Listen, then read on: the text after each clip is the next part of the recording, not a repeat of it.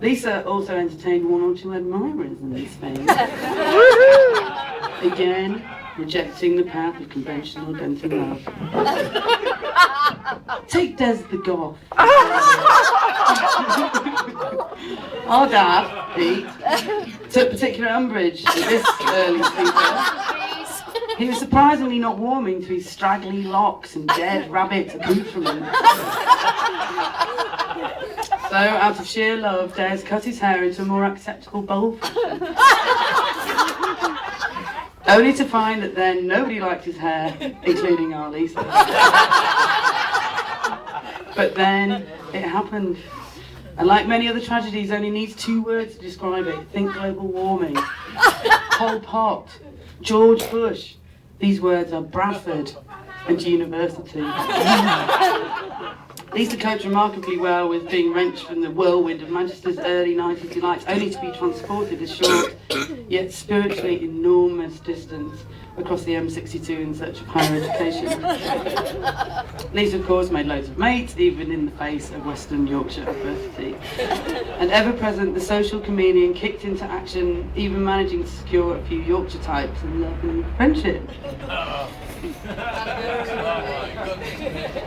So after college, Lisa's career saw her trailblazing a path in the management of big, complicated accounts for huge corporations in areas I can, or anyone else I know can barely understand. Meanwhile, she's always the person to form the strongest of bonds with colleagues who thank their lucky stars and an honest breath of fresh air has arrived. And I know this to be true particularly for in the days before Jason filled Lisa's heart, I was often the stand-in date at work dues. And not surprising given the quality of the earlier admirers.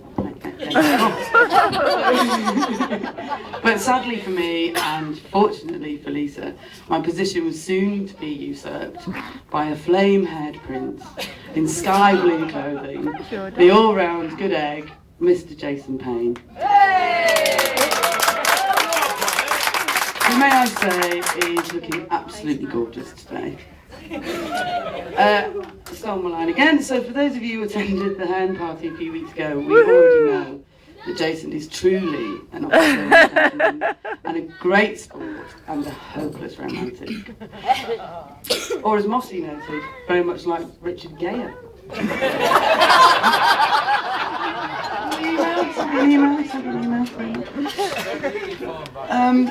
So Jason, you have become the missing brother lost that night on the maternity wing. Aww. You have been kind and warm and welcoming and a huge amount of fun for me. And adding a much needed boy balance to our family unit. And most importantly, you have always provided a sound-minded, big hug port in a Clark-based storm. So you're trying about it. So, to Lisa and your mum Jason. and dad, that is.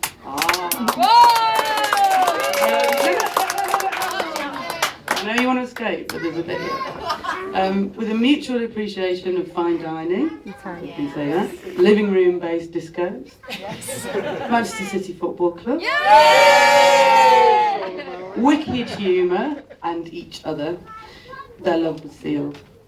So hot-footing from our London base, Lisa soon waved goodbye and settled happily back up north in the House of Pain. Jump around!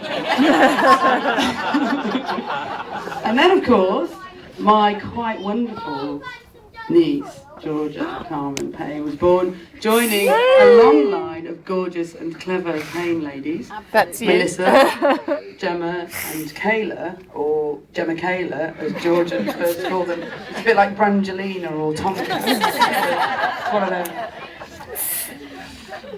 So, on to a final philosophical bent. Friedrich Nietzsche said it's not a lack of love, but a lack of friendship that makes unhappy marriages. And with this pair, I know they've got not only a loving relationship, but also friendship by a bucket load.